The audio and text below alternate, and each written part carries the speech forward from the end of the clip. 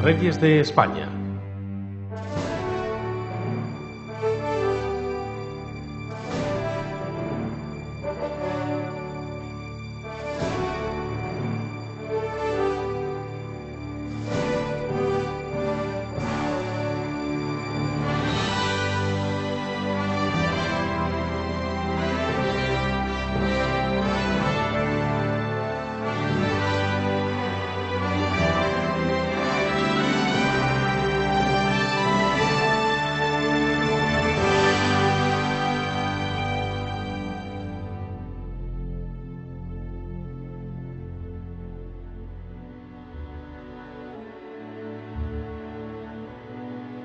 Siendo objetivos con la historia, deberíamos decir que el primer rey de España fue el visigodo Eurico.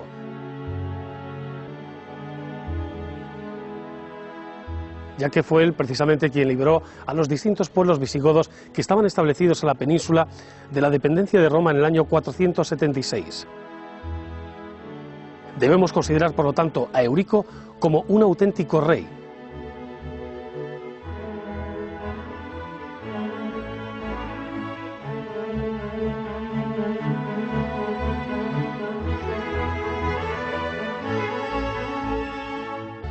Un hombre con un talento político enorme, que fue el primero en publicar un tratado legal, el Codex Euricianus, que sirvió precisamente para regular y unificar las distintas leyes en el territorio que hoy conocemos como Península Ibérica. En su época fue el monarca más importante de Europa, y aunque su sede estaba instalada en el sur de Francia, en Toulouse, el dominio que tenía de la península era casi total, con excepción, eso sí, de Galicia y la franja norte del Cantábrico, en aquellos días feudo de los suevos. Los siguientes reyes visigodos mantuvieron en mayor o menor medida su legado, hasta la invasión de las tropas musulmanas que accedieron a la península desde el norte de África en tiempos del rey Rodrigo.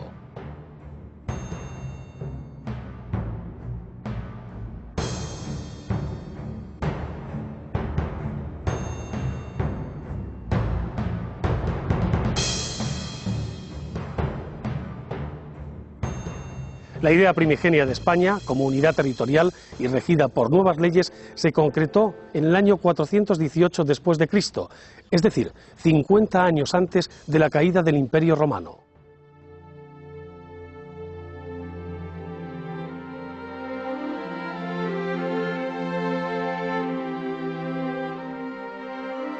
Los Reyes Católicos, el nacimiento de una nación.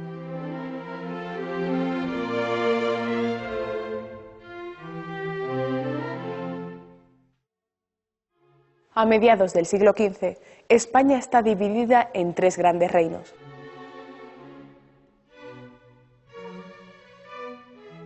Castilla, resultado de la unión de los reinos de Castilla, León y Galicia; Aragón, formado por Aragón, Valencia y Cataluña; y el Reino de Navarra. Sin olvidar el último reducto de la presencia árabe en el territorio español, el Reino Nazarí de Granada, que comprende la actual Andalucía Oriental. Fernando e Isabel logran fundar una monarquía basada no en la conquista y sometimiento de los reinos, sino en la unión de los mismos para configurar la nación que hoy conocemos como España.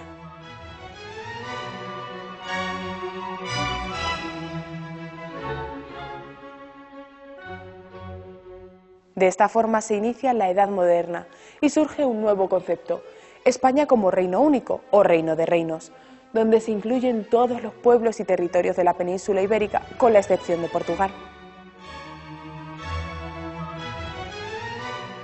Bueno, hablar de unión de reinos es un poco complejo, porque en realidad lo que había es un fenómeno de vinculación. el hecho de ser ella reina bueno, heredera, porque cuando se casa no es todavía reina, de la corona de Castilla, y él posteriormente heredero de la corona de Aragón, lo que hace es pensar que ambos reinos iban a hacer una política conjunta y sobre todo que el descendiente, el hijo de ambos, iba a ser rey al tiempo de la corona de Castilla y de los territorios de la corona de Aragón. No hay por tanto una unión, es decir, el concepto nuestro de unión es un tanto incorrecto. Es una vinculación de una forma, podríamos decir, cuasi federal, por pensar en un modelo actual, de los distintos territorios. Pero sí que es cierto que había un deseo de unidad de los territorios peninsulares, deseo que en realidad puede rastrearse de toda la Edad Media, que procede de la unidad perdida tanto en tiempo de los romanos como luego con los visigodos, la vieja Hispania. Todos los reinos medievales que se van constituyendo tienen conciencia de sus reyes y también los tratadistas políticos de que forman parte de una unidad perdida, de un conjunto que es esa Hispania romana, y hay un deseo de reconstruir esto. Repito que está también recogido en la tratadística política.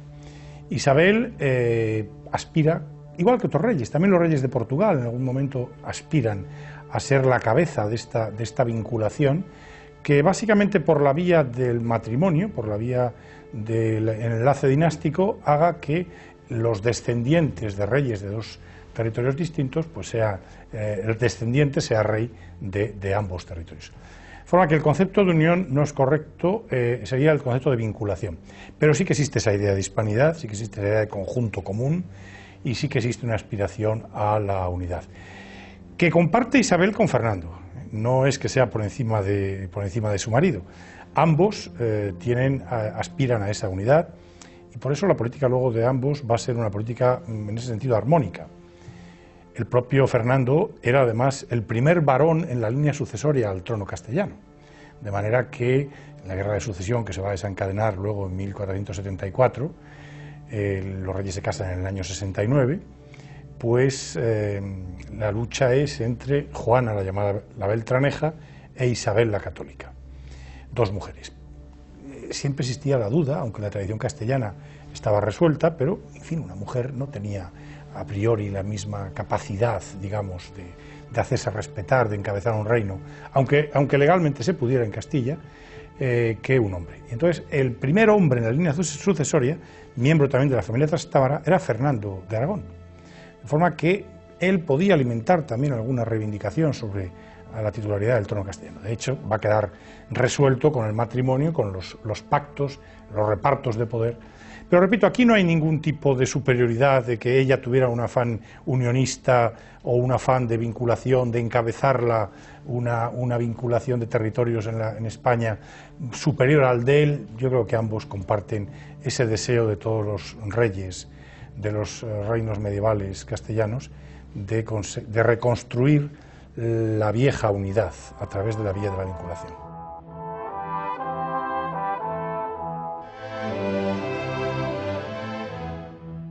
Ciertas casualidades hicieron de los futuros reyes católicos los herederos de la corona del Casal de Aragón, ya que este era su nombre correcto, y de la de Castilla respectivamente.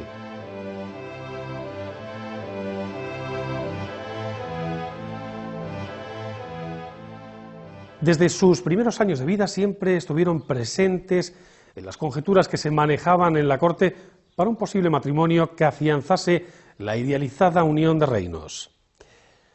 Con el tiempo es verdad que el asunto empezó a olvidarse, menos por parte de Isabel, que utilizó precisamente el recuerdo de esta pretendida unión para colocar a Fernando como candidato a ser, en un futuro no muy lejano, su marido.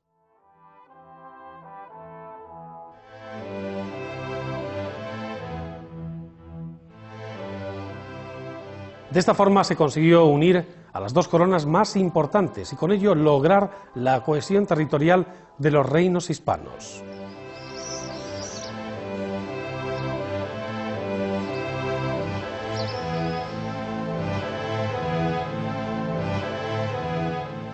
Isabel de Trastámara nace en Madrigal de las Altas Torres, un pequeño pueblo de la provincia de Ávila, el 22 de abril de 1451.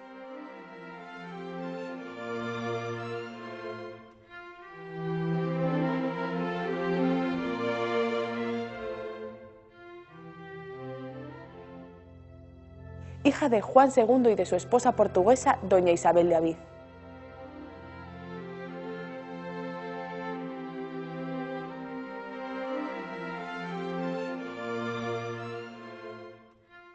Doña Isabel reside circunstancialmente en la localidad, en un edificio que hace las veces de casa y convento. Mientras que el rey y su corte permanecen en el antiguo Alcázar de Madrid.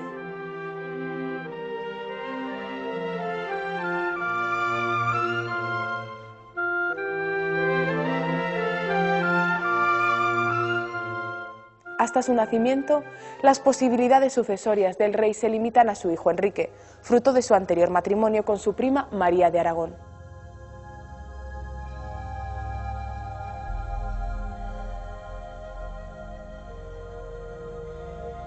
Pero estas se amplían con la llegada de Isabel. A la recién nacida se le pone el nombre de su madre, Isabel, muy común en tierras lusitanas, pero bastante raro hasta entonces en la corte de Castilla. 2 años más tarde, al nacer su hermano Alfonso, tercer hijo de Juan II, Isabel pasa a una tercera línea sucesoria, por detrás de sus 2 hermanos varones, Enrique y Alfonso, y de los posibles descendientes de estos, según es norma en la monarquía castellana de la época.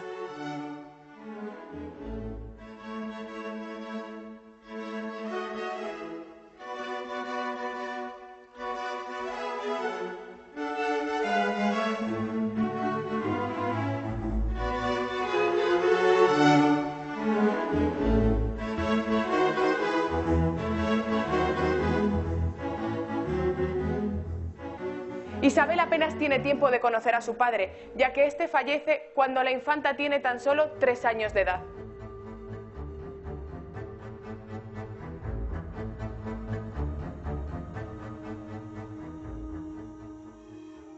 Poco antes de morir, el rey deja dispuesta en su testamento su línea sucesoria, en la que establece que en el caso de que sus hermanos fallezcan sin descendencia legítima, Isabel será nombrada heredera legítima de la corona.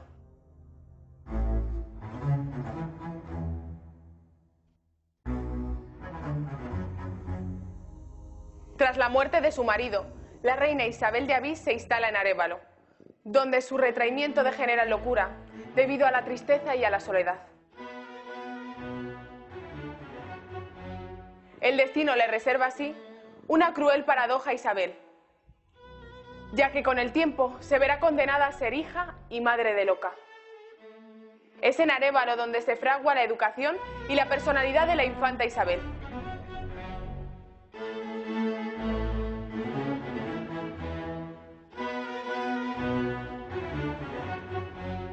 Está rodeada de grandes preceptores de la talla de Gutiérrez de Cárdenas, Gonzalo Chacón y Beatriz de Silva,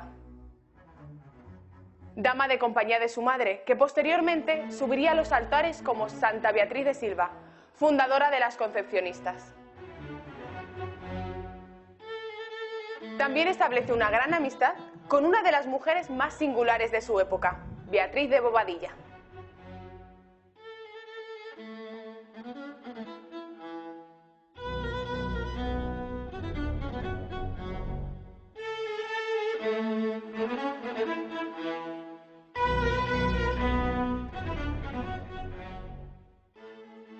En 1462 su hermano, el ya rey Enrique IV, les llevó a ella y a su hermano Alfonso a la corte con motivo del nacimiento de su hija Juana, y permanecieron durante los siguientes 5 años junto a la reina en Aranda de Duero y en Segovia. En 1464, y mediante el Manifiesto de Burgos, parte de la nobleza expresó su malestar al rey por la designación de Juana como sucesora al reino, al considerarla bastarda. Era célebre la incapacidad del rey para mantener relaciones sexuales, bien por su presunta homosexualidad, por su supuesta relación con Juan Pacheco, que andaba de boca en boca por toda la corte, o debido tal vez a la impotencia causada por una enfermedad de juventud.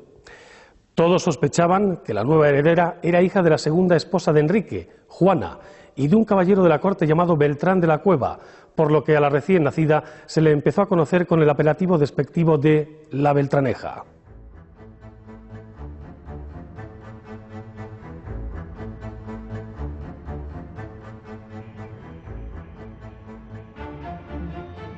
El 5 de junio de 1465 se produce lo que con el tiempo se conocería como la farsa de Ávila, que tiene su origen en los conflictos sucesorios de la corona de Castilla. Algunos nobles castellanos y miembros de la Iglesia, partidarios de que Alfonso herede la corona de Castilla, levantan un escenario en las murallas de Ávila, donde colocan un monigote que representa al rey Enrique, ataviado con las galas propias de su rango: corona, cetro y espada. Don Alonso Carrillo, arzobispo de Toledo, es el primero en acercarse al muñeco y de un golpe le arrebata la corona. A continuación, el marqués de Villena hace lo propio con el cetro y, por último, el conde de Plasencia le arranca de los brazos la espada. El resto de nobles presentes se abalanzan sobre el muñeco derribándolo y golpeándolo con saña. La Iglesia y la nobleza castellana muestran con ese acto su interés de que sea el infante Alfonso quien herede el reino de Castilla. La guerra es inevitable.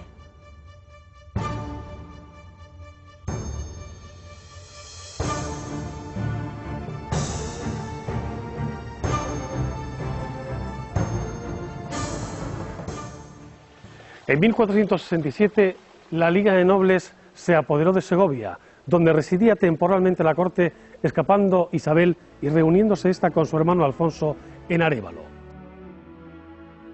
En marzo de 1468, ambos marcharon a Ávila, ciudad leal a su causa, para desde allí seguir luchando por los derechos de sucesión de Alfonso.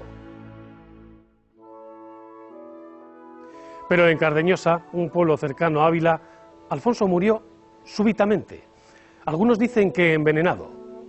A partir de ese momento fue Isabel la que se convirtió en candidata al trono de Castilla, iniciando las negociaciones con el rey para buscar una salida pacífica al conflicto.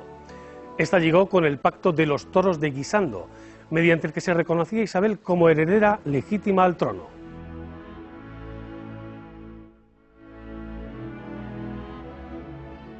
Desde entonces, el empeño del rey fue encontrar marido a Isabel.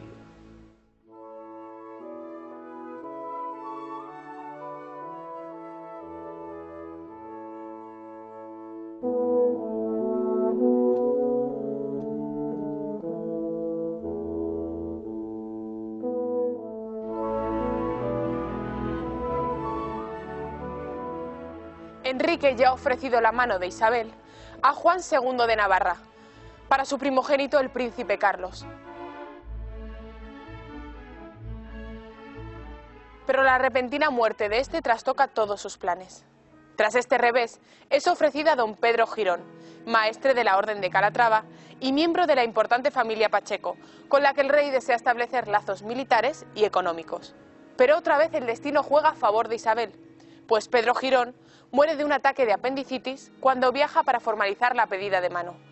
Acogiéndose a una prerrogativa establecida en los pactos de los toros de Guisando, por la que Isabel se reserva el derecho a rechazar al marido que el rey le proponga, esta desestima la candidatura de Alfonso V de Portugal, ante el enojo por parte del rey que no termina de poder doblegar la voluntad de Isabel.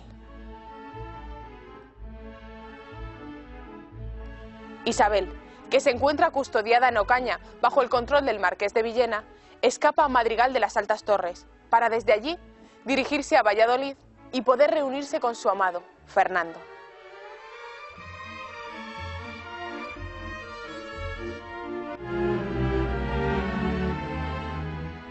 Las capitulaciones para el matrimonio entre Fernando e Isabel se habían firmado en secreto en Cervera y solo estaban a expensas de recibir la bula papal, ya que ambos eran parientes en grado de primos segundos. Gutiérrez de Cárdena y Alonso de Palencia fueron en busca de Fernando, recién nombrado rey de Sicilia y heredero al trono de Aragón.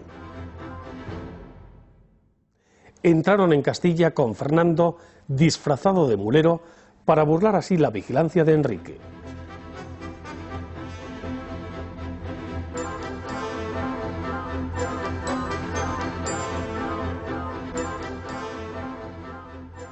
Fernando de Trastámara es hijo de Juan II el Grande y de su segunda esposa, Juana Enríquez.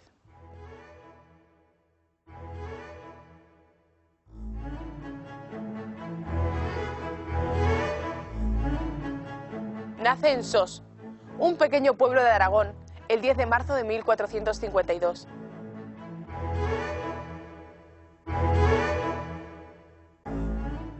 Es nombrado heredero de la corona de Aragón a la muerte de su hermano Carlos, príncipe de Viana, en 1461. Oficialmente, la causa de la muerte del príncipe Carlos se atribuye a una pleuresía, pero la voz popular acusa a la ambiciosa Juana Enríquez de haber provocado su envenenamiento para favorecer el ascenso de su hijo Fernando al trono.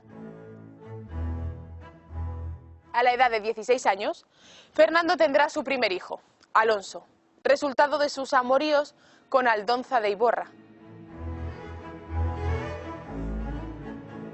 Durante su juventud, Fernando tomará parte activa en la Guerra Civil Catalana, alineándose con los señores feudales frente a la sublevación de los campesinos. Además, se familiariza con el funcionamiento de la administración del Estado y con las intrigas políticas, verdadero poder fáctico en la corte. Tras el fallecimiento de su primo, Alfonso de Castilla, el padre de Fernando, Juan II de Aragón, pone todo su empeño en formalizar el matrimonio de su hijo con Isabel, con el fin de unir ambas coronas. Este deseo es compartido por la propia Isabel, lo que facilita en gran manera el acuerdo prematrimonial.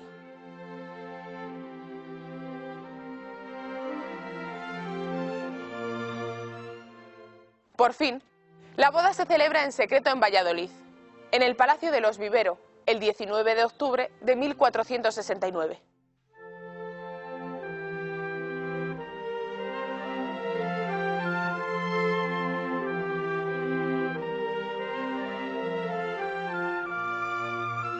Del matrimonio nacerían 5 hijos.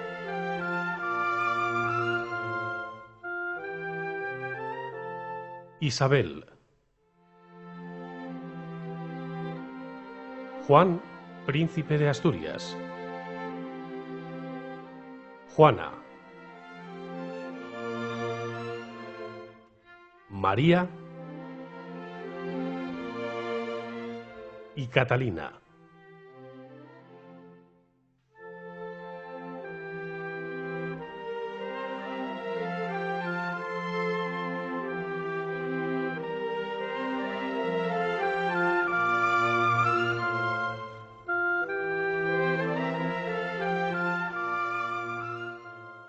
Enterado Enrique IV de este hecho, montó en cólera ante tamaña ofensa y decidió, mediante la declaración de Valdelozoya, volver a nombrar a su hija Juana sucesora legítima del reino.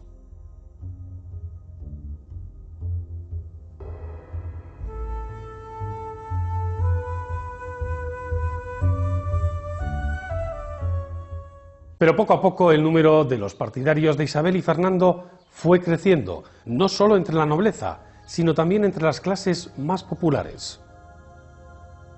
Entre dichos partidarios se encontraba el almirante de Castilla, don Fadrique Enríquez, al que se le unieron las ciudades de Ávila y Sepúlveda, también las provincias vascongadas, Borgoña, Roma y especialmente la poderosa familia Mendoza. Ante el cariz que fueron tomando los acontecimientos, Enrique IV propuso a Isabel una salida negociada que permitiese la reconciliación. Dicho acuerdo se produjo finalmente en la ciudad de Segovia, en 1473.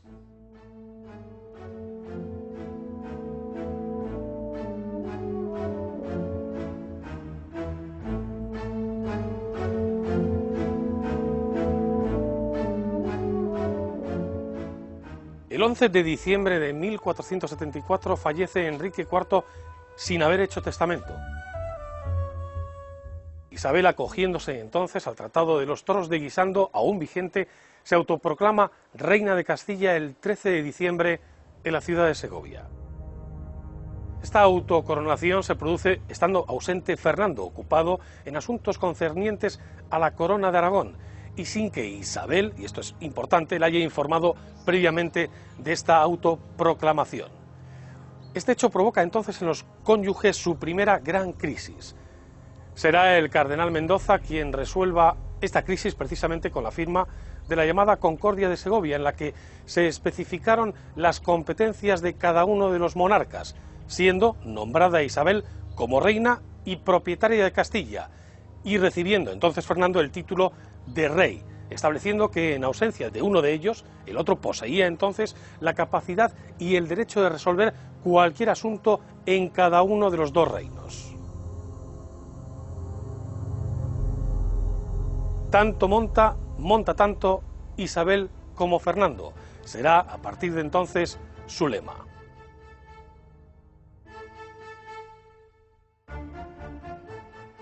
Provoca una cierta crisis en el sentido de que, como he señalado, pues Fernando tiene derechos sucesorios, pero, en fin, derechos sucesorios posteriores y, por otra parte, resueltos de alguna manera a partir del momento en que unos años antes pues se han casado. Lo que sí que es cierto es que Fernando va a procurar que Isabel no tenga excesivo poder y que ese poder le comparta. Existía una tradición medieval de que las reinas que heredaban un territorio, que eran titulares, no consortes, de alguna forma transmitían el poder al marido. Las titulares eran ellas, el heredero sería el hijo de ambos, pero quien gobernaba no era tanto la reina, por ser mujer, cuanto el marido, en virtud de esa transmisión del poder. Fernando pretende algo parecido, amparado también en el hecho de que él tiene ciertos derechos a la sucesión del trono castellano. Y, de hecho, en la Concordia de Segovia se va a llegar a un acuerdo por el cual, pues, en las titulaciones figurarán los dos, según los tipos de documentos irán encabezados por uno o por otro, él intervendrá activamente en la política castellana, etc. Por supuesto, en una medida muy superior a lo que después intervenga la reina Isabel en la política aragonesa, que será muy poco.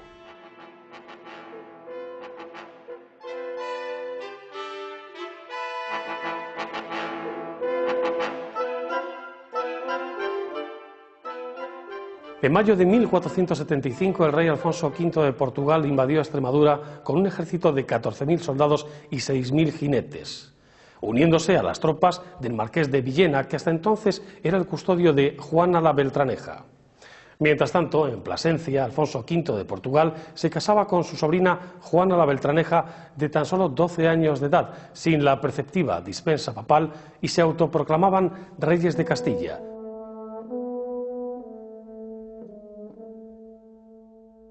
Esto motivó precisamente que durante un tiempo en Castilla existieran dos reyes. Las tropas portuguesas avanzaron hasta Toro, Zamora y Medina del Campo. Francia apoyaba al rey de Portugal, mientras que la causa de Isabel y Fernando la respaldaban las Vascongadas, Aragón y especialmente Roma.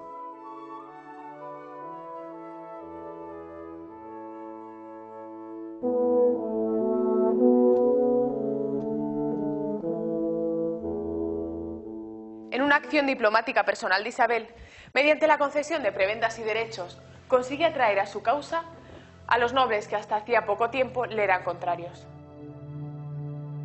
Ciudades como Toledo y Burgos, que antes eran afines a la Beltraneja, se pasan al bando isabelino. El 1 de marzo de 1476, los portugueses son derrotados en la batalla de Peleagonzalo, localidad cercana a Toro. El marqués de Villena, principal valedor de la causa portuguesa, deja de creer en esta y jura lealtad a Isabel y Fernando. El 30 de junio de 1476, encontrándose Isabel en Sevilla, da a luz a su primer hijo varón, Juan, al que nombra heredero de la corona. Mientras tanto, la guerra continúa. Alfonso V ha conseguido los apoyos de Galicia, Mérida y Trujillo. Pero en febrero del año 1479, en la batalla de la Albuela, el ejército portugués es finalmente derrotado y en septiembre del mismo año, y mediante la paz de Alcasovas, Isabel retiene la corona de Castilla.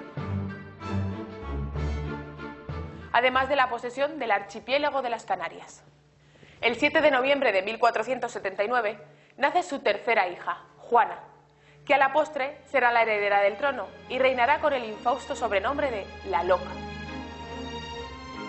Mediante el tratado de paz llamado Terceiras de Moura, la Beltraneja renuncia definitivamente al trono y es obligada a escoger entre casarse con el infante Juan, hijo y heredero de los reyes católicos, o profesar en una orden religiosa. Juana, cansada de ser utilizada como arma política, elige tomar los votos.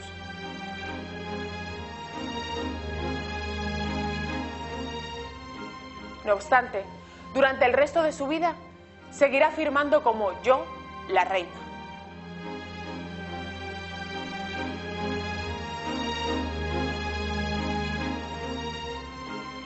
Una vez concluida la guerra civil, Isabel y Fernando convocan a Cortes en Toledo, con el fin de reorganizar el Consejo de Castilla.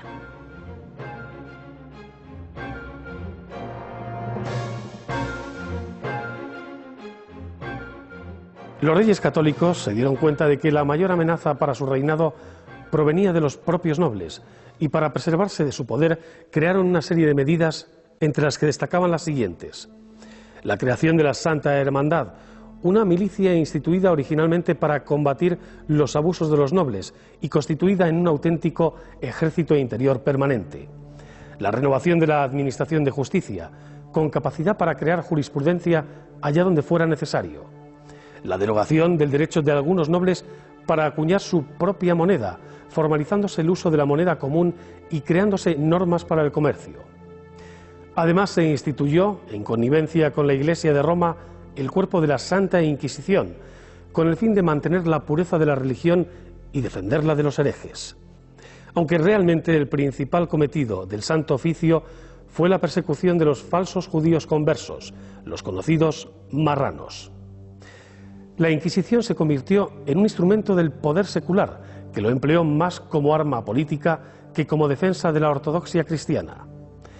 Otra medida adoptada fue la abolición de los títulos de maestres de las órdenes religiosas y militares, cuya dirección pasó a manos de los propios reyes.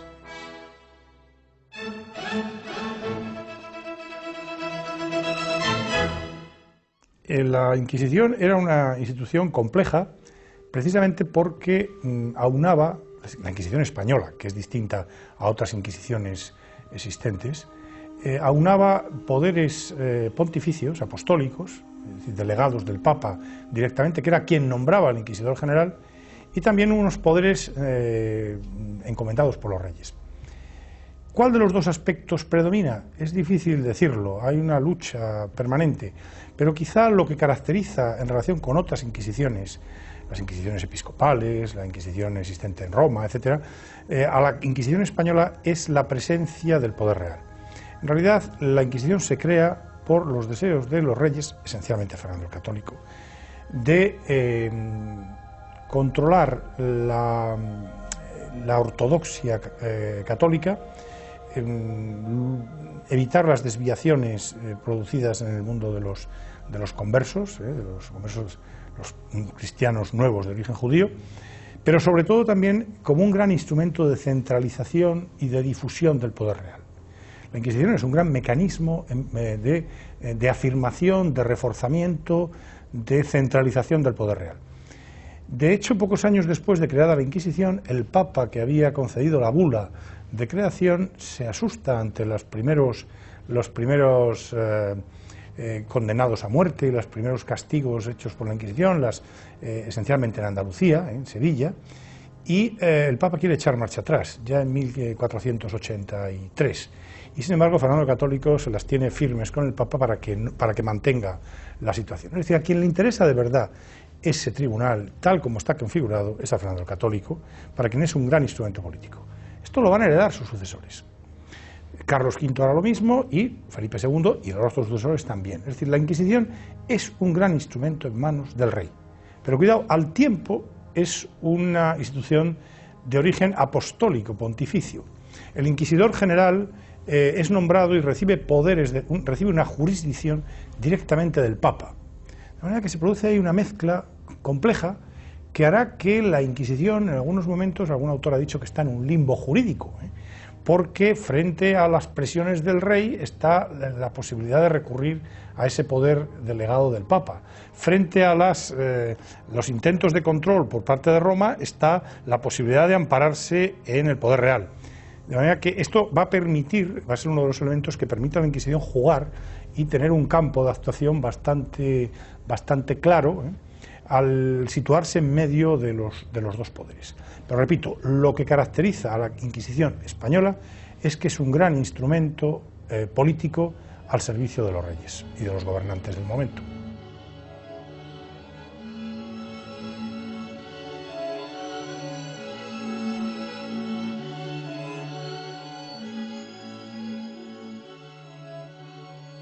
En 1481, el gobierno musulmán de Granada, hasta entonces reino tributario, se subleva rompiendo la relación de vasallaje que mantenía con la corona de Castilla. Los reyes católicos, al mando de un ejército de 70.000 soldados, declaran la guerra al reino nazarí de Mulay Hacén. Las filas cristianas se nutren de numerosos voluntarios extranjeros que, a modo de cruzada, acuden a la llamada de la religión. Entre los oficiales del nuevo ejército empieza a destacar un militar que, combinando con maestría las tres principales armas, caballería, artillería e infantería, cambiará para siempre el arte de la guerra. Ese militar no es otro que Gonzalo Fernández de Córdoba, apodado el Gran Capitán.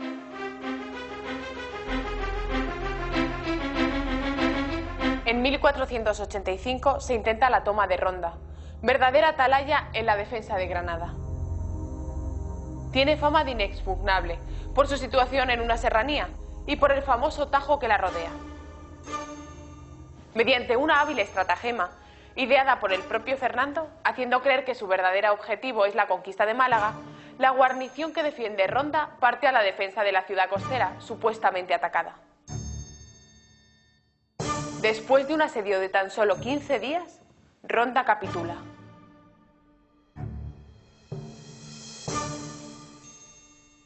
Cientos de cautivos cristianos son liberados, integrándose en las filas del ejército de los reyes y acrecentando el desánimo entre los defensores de Granada. El 18 de agosto de 1487, y tras un asedio de 3 meses, las tropas cristianas entran en Málaga y por fin la ciudad se rinde.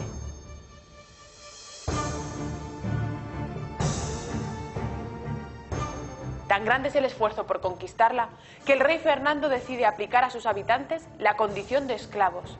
Aquellos que se nieguen a aceptar dicha condición son inmediatamente condenados a la pena de muerte.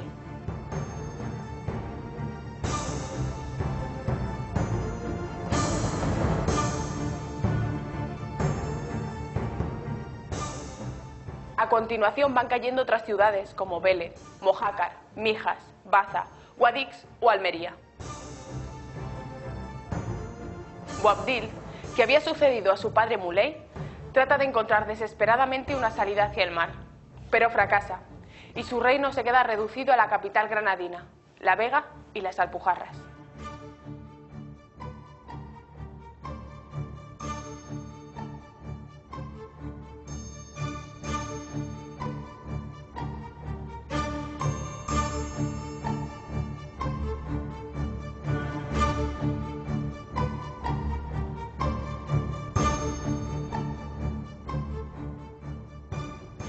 Estando en estas lides, el cardenal Mendoza y el confesor de la reina, fray Hernando de Talavera, presentaron a esta un navegante genovés de nombre Cristóbal Colón, quien buscaba financiación para encontrar nuevas rutas comerciales con las Indias Orientales.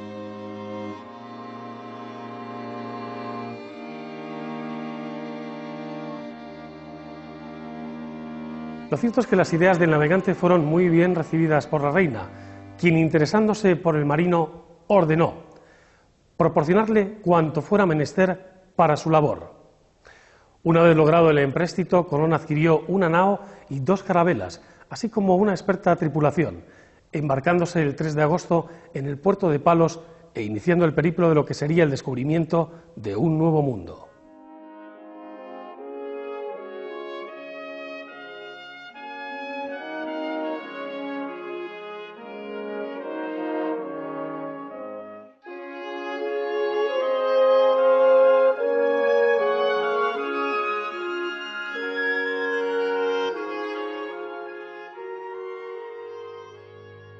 Ante la imposibilidad de resistir por más tiempo al asedio de Granada y la avalancha de refugiados que entran en la ciudad, Boabdil rinde la plaza el 2 de enero de 1492.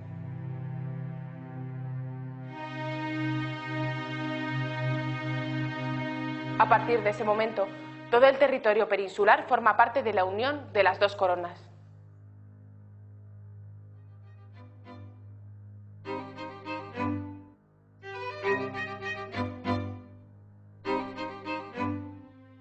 Como represalia a la acogida que las ciudades judías dispensaron a los invasores árabes en el siglo VIII, los reyes católicos ordenaron, mediante un edicto, la expulsión ese mismo año de aproximadamente 200.000 judíos, porque según sus palabras, siempre constituyeron un peligro perpetuo para la independencia y seguridad de la nación.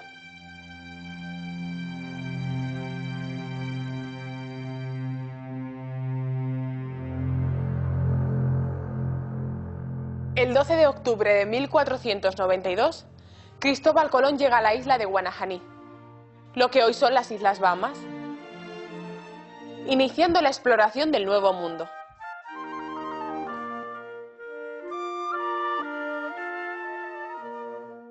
En este mismo viaje descubriría otras islas como La Española, hoy Santo Domingo, y Juana, la actual Cuba.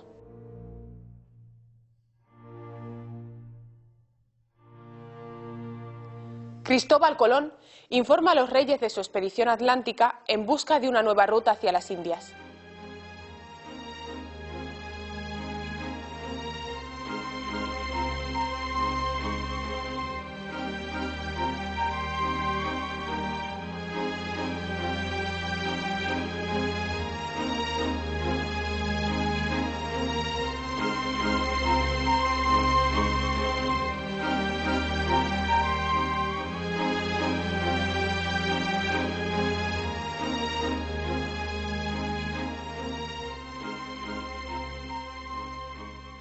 El genovés regresa a España el 15 de marzo de 1493, al mismo puerto del que salió, Palos, desde donde marchará inmediatamente hacia Sevilla. Estando en Sevilla recibe carta de los reyes, en los que se menciona a Colón como nuestro almirante del mar océano, virrey y gobernador de las islas que se han descubierto en las Indias. Colón emprende viaje a Barcelona, llevando consigo 7 indios y otros presentes exóticos. Llega a Barcelona a finales de abril y es recibido en el Palacio Real Mayor de la ciudad.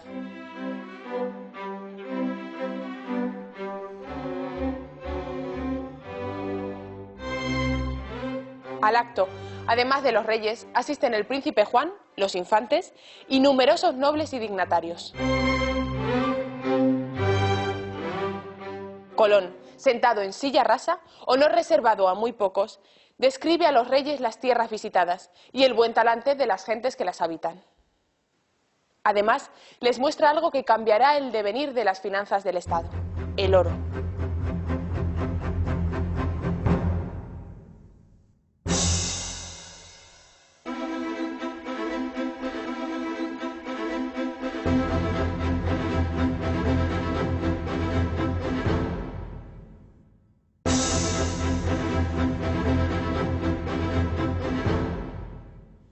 En 1493 se firma con Francia el Tratado de Barcelona, por el cual el Rosellón y la Cerdeña son devueltas a la Corona de Aragón.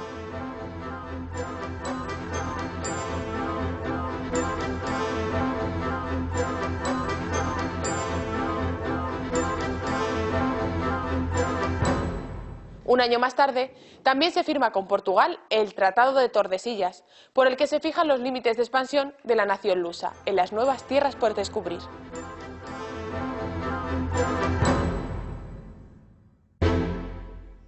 Se reparte además el océano entre las dos potencias descubridoras.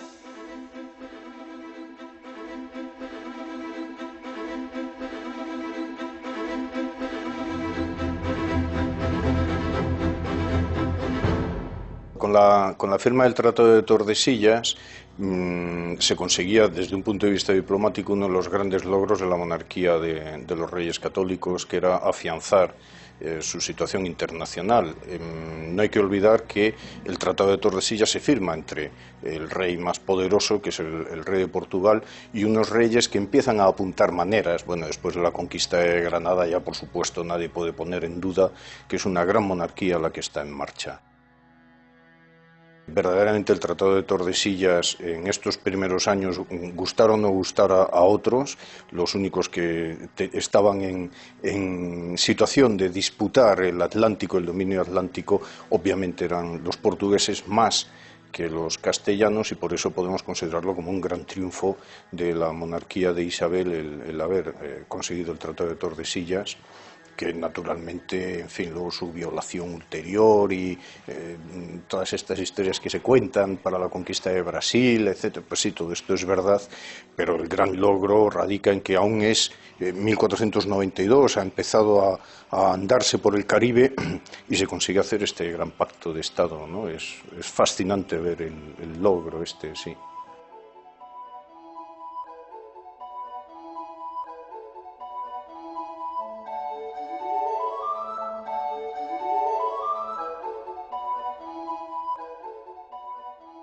En esta época, Isabel ya tiene 43 años y según descripciones de quienes la conocieron es de estatura prócer y un tanto corpulenta, pero de rostro agraciado y aparenta bastante menos años de los que en realidad tiene. Aunque de edad madura para su tiempo, la reina manejó con firmeza los destinos de la corona, tomando decisiones incluso por encima de la autoridad de su propio esposo. En el mes de febrero de 1495, Francia, que empezaba a verse aislada en el panorama internacional, busca un golpe de efecto con la invasión del Reino de Nápoles, en manos de la Corona de Aragón. El sistema de alianzas matrimoniales ideado por los reyes católicos tiene como objetivo aislar a Francia. Por este motivo, la infanta Juana se casa en Flandes con Felipe I el Hermoso. La hermana de este, Margarita de Habsburgo, hace lo propio con el príncipe Juan, heredero de la corona de Castilla.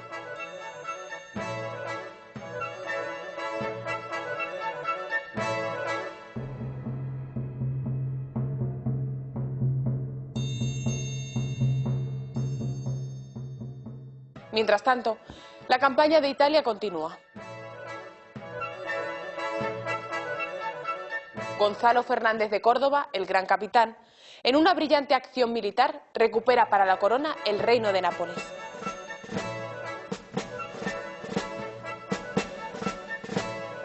Siguiendo con su plan de alianzas matrimoniales, los reyes casan a su segunda hija, Isabel, con Manuel I el Afortunado, rey de Portugal.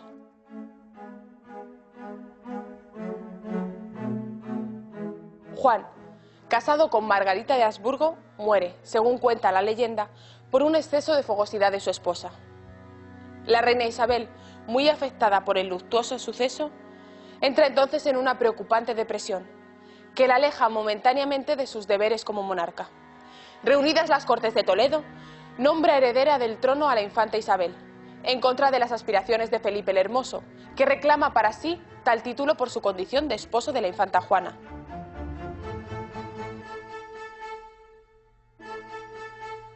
Pero quiere el destino que la infanta Isabel muera en el parto de su hijo Miguel, quien inmediatamente es designado heredero de las coronas de Castilla y Aragón, por derecho sucesorio de sus abuelos, y de la de Portugal, por los derechos de su padre. En el año 1500 nace en Gante el príncipe Carlos, hijo de la infanta Juana y de Felipe el Hermoso, futuro rey de España y emperador de Alemania.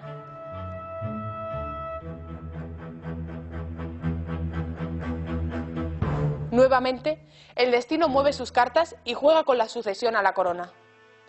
El heredero, el príncipe Miguel, muere en Granada. Esto propicia que definitivamente sean nombrados herederos al trono la infanta Juana y Felipe el Hermoso. Siguiendo con el plan establecido por sus padres, la infanta Catalina, hija menor de los reyes católicos, contrae matrimonio con Eduardo, príncipe de Gales, pero este fallece al poco tiempo. Más tarde, la infanta se casará con el nuevo príncipe de Gales, el futuro Enrique VIII. Con la salud bastante resentida por un cáncer que la está minando poco a poco, la reina Isabel todavía tiene tiempo para crear el Secretariado de Asuntos Indios, germen de lo que será con el tiempo el Consejo Supremo de las Indias, que regulará las expediciones, conquistas y comercio en el Nuevo Mundo.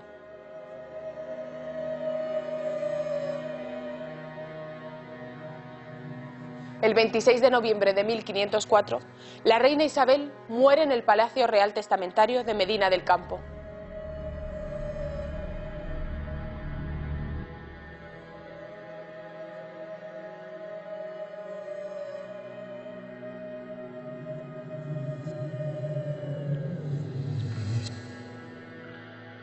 A la muerte de Isabel, Fernando fue nombrado regente de Castilla, Pero la animadversión de la nobleza, partidaria de Felipe el Hermoso, hizo que renunciase al poder en Castilla en favor de su yerno, con el fin así de evitar un enfrentamiento armado. Por los acuerdos alcanzados en la Concordia de Villafáfila, una localidad zamorana, Fernando se retiró a Aragón y su hija Juana fue nombrada reina de Castilla, compartiendo el trono con su marido Felipe. Sin embargo, a la muerte de Felipe el Hermoso y ante la incapacidad manifiesta de su hija Juana, aceptó de nuevo la regencia de Castilla.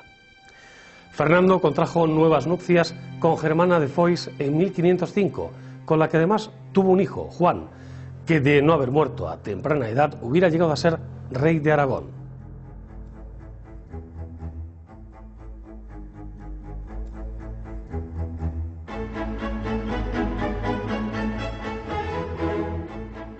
Durante este periodo se centra más en los asuntos de Aragón e Italia, delegando el gobierno efectivo de Castilla al cardenal Cisneros.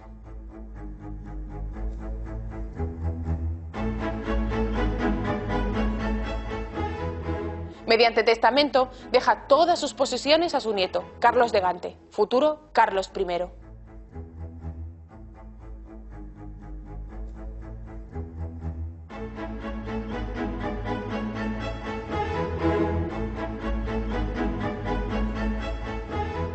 Mientras este llega a España, deja el gobierno del reino de Castilla en manos del cardenal Cisneros y el de Aragón en las de su hijo natural, Alonso. Con estas medidas, Fernando demuestra que no tenía tan claro como Isabel la idea de la unión de los dos reinos y siempre intentó preservar la corona de Aragón. El 25 de enero de 1516, Fernando, cuando se dirige al capítulo de las órdenes militares de Calatrava y Alcántara, que se celebran en el monasterio de Guadalupe, muere en Madrid-Galejo, Cáceres.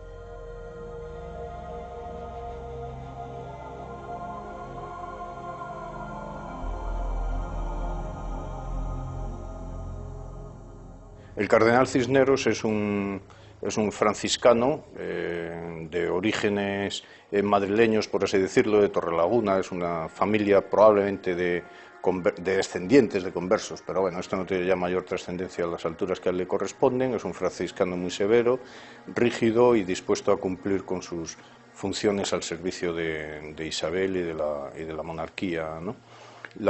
El trabajo que él desarrolla es casi perfecto para los deseos de Isabel, como son la reformación del clero, y de hecho la reforma del clero que emprende el cardenal Cisneros en Castilla en concreto, hace que se imposibilite la entrada con facilidad de la reforma protestante, es decir, que desde esa perspectiva pues es un triunfo su actividad política, ¿no?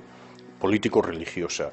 Por otra parte, además, el conocedor del bajo nivel de formación del clero y, en fin, de formación del clero en general y teológicamente en concreto, promueve la fundación de una gran universidad en la que los filólogos sientan la versión definitiva, filológica, correcta, humanística de la Biblia, y para eso se funda la Universidad de Alcalá de Henares, que es su gran logro cultural que en fin, dura hasta ahora y que consigue además hacer la Biblia del Cardenal, la Biblia políglota complutense, que tiene vigencia hasta los años 70 del siglo XVI, cuando Felipe II encarga a Arias Montano la segunda Biblia regia.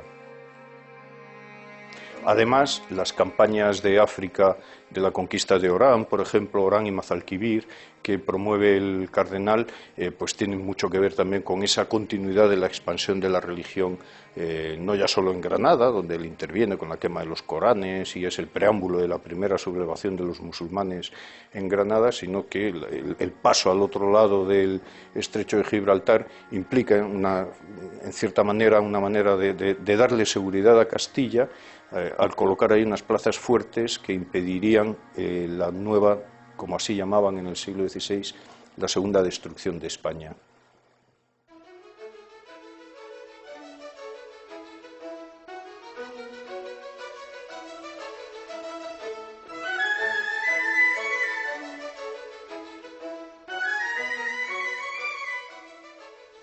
El reinado de los Reyes Católicos inició un florecimiento cultural innegable.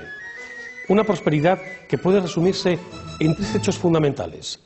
Apareció la primera gramática de la lengua castellana, creada por Antonio de Nebrija y editada en 1492.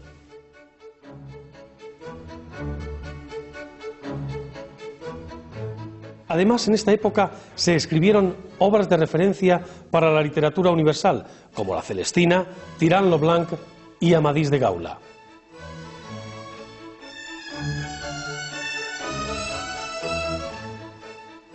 Y se creó la Universidad de Alcalá de Henares, donde se editó su célebre Biblia Políglota. Todos estos logros fueron obra del propio cardenal Cisneros.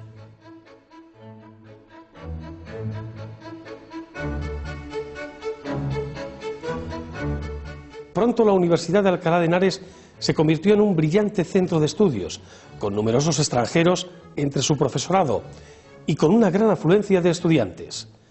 Se desarrolló también un estilo arquitectónico propio durante su reinado, que hoy conocemos como estilo isabelino.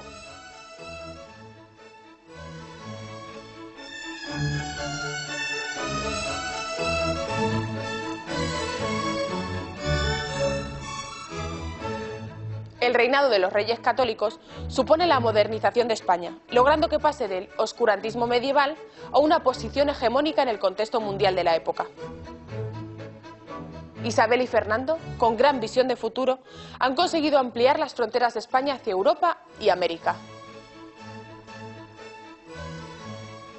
Fronteras que sus descendientes fortalecerán y ampliarán hasta el punto de consolidar uno de los mayores imperios de la historia.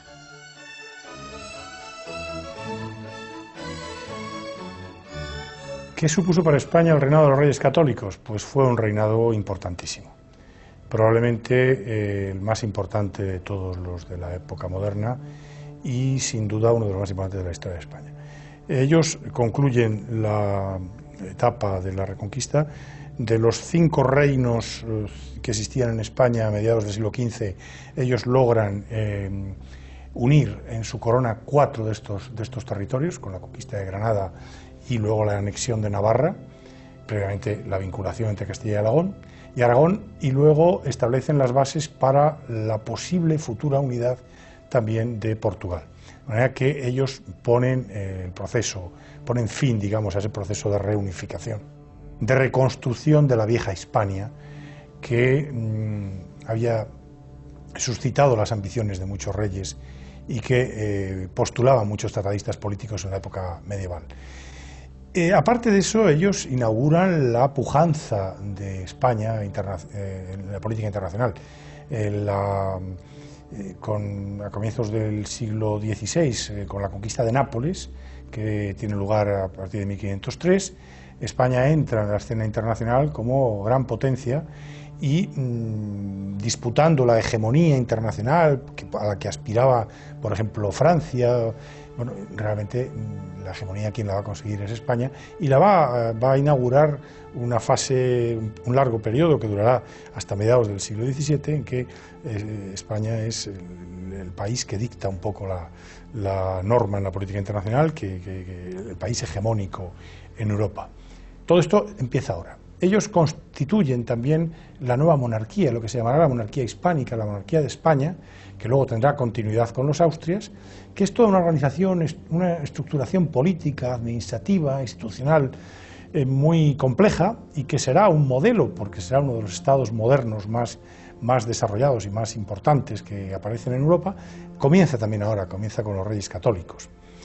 Es un momento de realización, es un momento de reforzamiento del poder, es el momento en el que España se abre al mundo con la llegada a América y la incorporación de un mundo que va a ser de una enorme importancia no solo para España, sino para Europa, para la economía europea, en fin, amplía los horizontes del mundo. Se ha dicho que el descubrimiento de América es uno de los grandes hechos de la historia de la humanidad.